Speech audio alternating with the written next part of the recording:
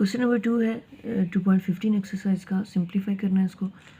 तो सिंप्लीफाई कैसे करना है, जैसे यहाँ से अगर हम देखें तो ये 2 1 2 4 2 8, ये आ गया 1/4। अब ये जो है सेम बेसिस हैं तो इनकी पावर्स को हम ऐड कर देंगे। तो हम क्या करते हैं, बड़ी वाली पावर की तरफ लेके जाते हैं। x 7 डिनोमिनेटर में, तो हम 4 को नीचे ले आते हैं, 7 - 4 कर लेते हैं। इसी तरह y -4 है, तो अगर वो नीचे आएगा तो +4 हो जाएगा, तो 3 ऑलरेडी नीचे +4। ये आ गया 1/4, x की पावर है 3 और y की पावर है 7।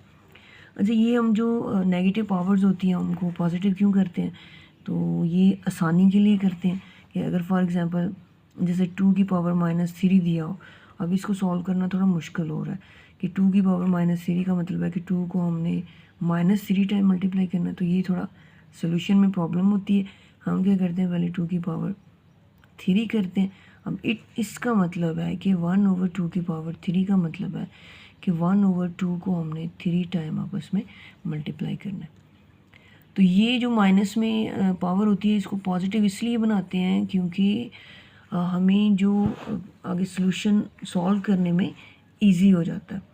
ऐसी पावर नेगेटिव होती है तो प्रॉब्लम होती है, उसको सॉल्यूशन थोड़ा डिफ़िकल्ट हो जाता है, उसको थोड़ा आसान करने के लिए। अदरवाइज़ नेगेटिव पावर से भी कोई इशू नहीं है, अगर सिंगल पावर्स की शक्ल में यानी एक्सपोनेंट की शक्ल में लिखना है तो उसमें कोई मसला नहीं है। लेकिन अगर आगे सॉल्यूशन करना हो तो फिर उसको नेगेटिव को पॉजिटिव बनाना पड़ता है। नेक्स्ट क्वेश्चन करते हैं, जैसे x to the power -4 y to the power -8। तो सिंप्लीफाई करना है, इसको आसान सादा करना है, ये नहीं सादा शक्ल में लिखना, आसान शक्ल में। तो अगर इस तरह से दिया हो कि पावर -m, तो इसको हम कहाँ ले जाते हैं, डिनोमिनेटर में। इसी तरह इसको हम कहाँ ले जाएंगे, डिनोमिनेटर में। और अगर डिनोमिनेटर में इस तरह दिया हो तो इसको कहाँ ले जाते हैं, नोमिनेटर पे, पॉजिटिव साइन हो जाता है। तो ये डिनोमिनेटर में, इसको हम कहाँ ले जाएंगे, नोमिनेटर में। तो दिस इज़ द आंसर। इसको आगे सॉल्व नहीं कर सकते ना, ये x अलग वेरिएबल है, y अलग वेरिएबल है, तो ये आपस में इनकी पावर्स भी ऐड नहीं होती और ना ही ये सेम पावर्स है। नेक्स्ट क्वेश्चन करते हैं। अब यहाँ पे अगर कट जाए तो इसको हम काट देते हैं। टेबल में 2 1 2 3 2 6, तो 3 आ गया। अब यहाँ पे देखिए x की पावर 7 है, ये x की पावर 4 है, तो हम आसानी के लिए क्या करते हैं, अब बेसिस सेम है, डिवाइड हो रहा है तो पावर्स माइनस हो जाएंगी। बड़ी वाली कौन सी है, 7, हम इसको 7 और इसको उठा के -4 कर देते हैं। कौन सा रूल है ये, a to the power m over a to the power n is equal a to the power m - n, bases same है, तो नेगेटिव आगे इनकी पावर 7 - 4 3, तो माइनस की इसको, this is the answer. Next question है 27 टू द पावर -2/3। तो सबसे पहले हम इसकी पावर को क्या करेंगे, ये जो माइनस है इसको प्लस करेंगे। तो हम क्या करते हैं, हर नंबर जो है फ्रैक्शन की शक्ल में लिखा होता है, उसके नीचे डिनोमिनेटर में 1 लाजमी होता है, इसको हम उल्टा दें तो हम कर देते हैं 1/27 टू द पावर +2/3। वही वाला रूल अप्लाई किया हमने कि अगर a की पावर -m हो तो 1/a की पावर m लिख सकते हैं। इसी तरह हम 27 की पावर -2/3 है तो 1/27 की पावर 2/3 लिख सकते हैं। अब इसको मज़ीद सॉल्व करते हैं तो 27 की जो इसके फैक्टर बनते हैं वो क्या बनते हैं, 9 3 ज़ा 27, 3 3 ज़ा 3, 3 1 ज़ा 3, तो ये 1 2 3 3 कितनी टाइम आ रहा है, 3 टाइम आ रहा है, और ऊपर क्या है 3।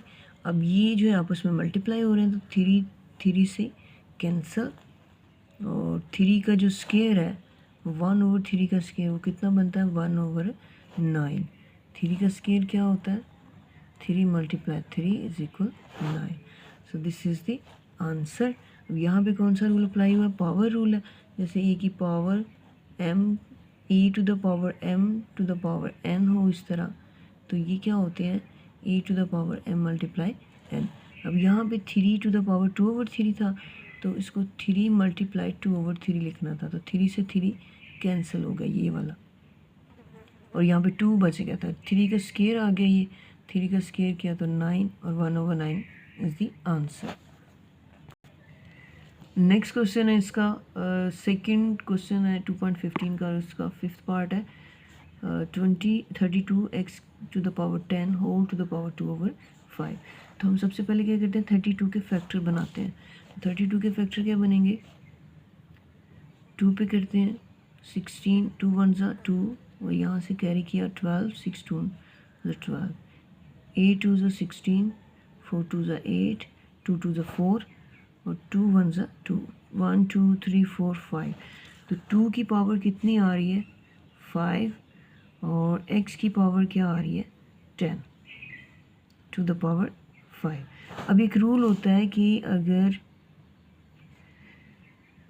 a और b की पावर जो है m हो, तो उसको हम a to the power m multiply b to the power m लिख सकते हैं, अलग अलग से पावर लिख सकते हैं। अब फर्स्ट करें, यहाँ पे a जो टर्म है वो ये वाली टर्म है 2 to the power 5 a term है, और x to the power 10 b term है। इस सारी की जो पावर है 2/5 है।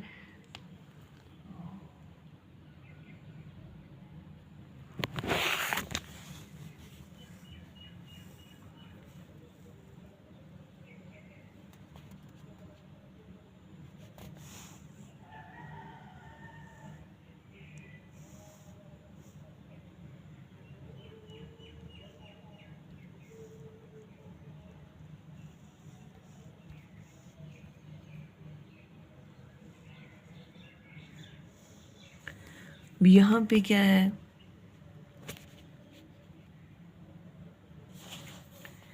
कि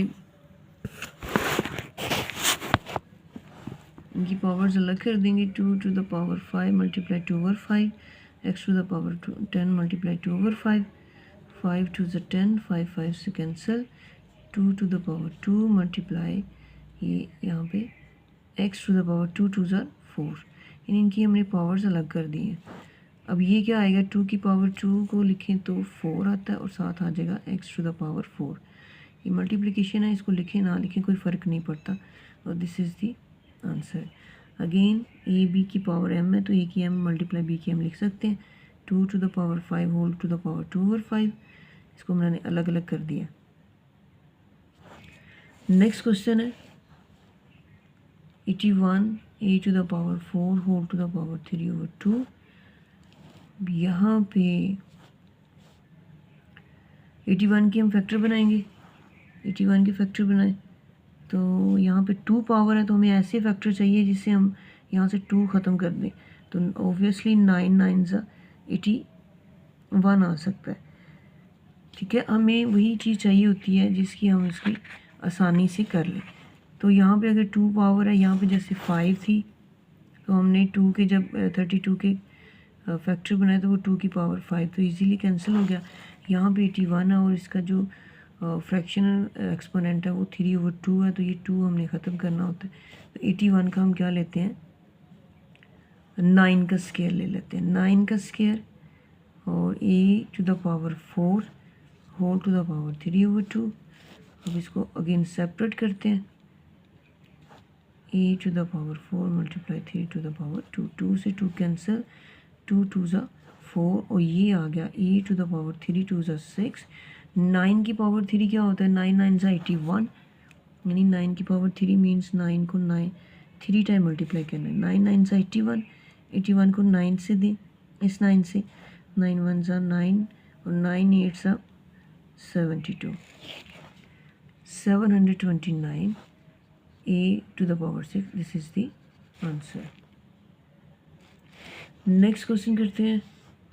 2x to the power -2 y to the power 2 multiply 2x to the power 3 y। अब ये मल्टीप्लाई हो रहे हैं, 2 2s आ रहे, इस तरह से लिख सकते हैं हम।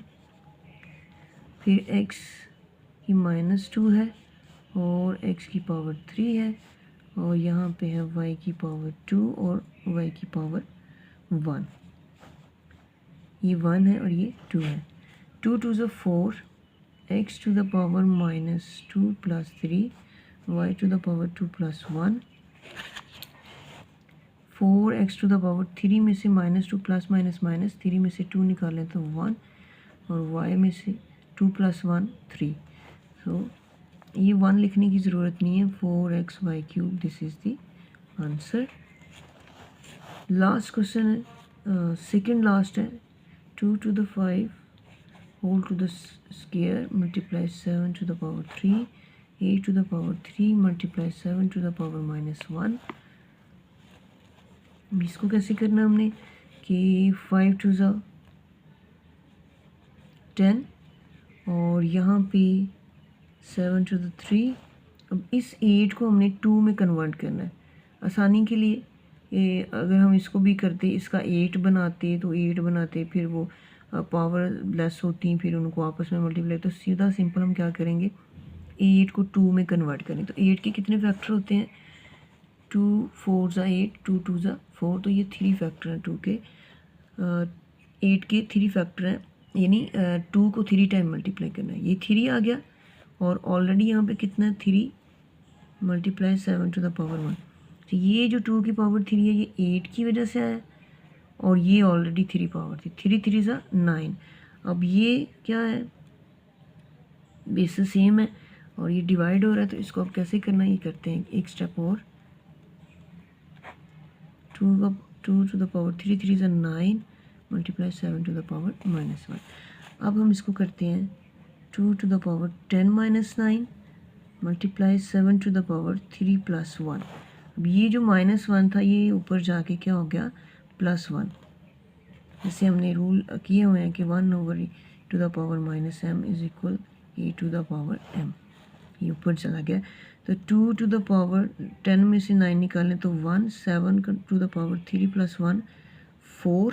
अब 7 को हमने 4 टाइम मल्टीप्लाई करना है, और फिर उसको हमने 2 से मल्टीप्लाई करना है। तो ये आ गया 2 × 7 × 7 × 7 × 7।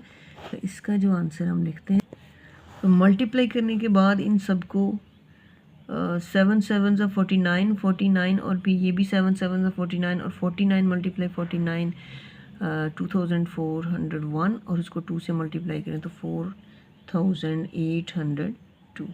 सो दिस इज़ दी आंसर। इन सबको मल्टीप्लाई कर लेना आपने। नेक्स्ट क्वेश्चन करते हैं, लास्ट क्वेश्चन है। 3 to the power 5 multiply a to the power 7 b to the power 4 over 3 to the power 3 multiply a to the power 5 b to the power 2। यहाँ पे आ जाएगा बेसिस 3 to the power 5। ये जो है same same है, तो हम direct करेंगे 5 - 3। यहाँ पे भी ये 7 a 5 है, तो 7 - 5। यहाँ पे b 4, और ये 2 उधर जाके -2। तो ये क्या आ जाएगा, 3 to the power 2, a to the power 2, 5 6 7, और b to the power 2। तो 3 की जो पावर है 2, उसका मतलब है कि वो 9 आ जाएगा, और a² साथ है b²। इसको हमने डायरेक्ट कर दिए। कौन सा रूल अप्लाई किया हमने कि a to the power m over a to the power n हो, a to the power m - n कर सकते हैं। उन सब की बेसिस सेम थी।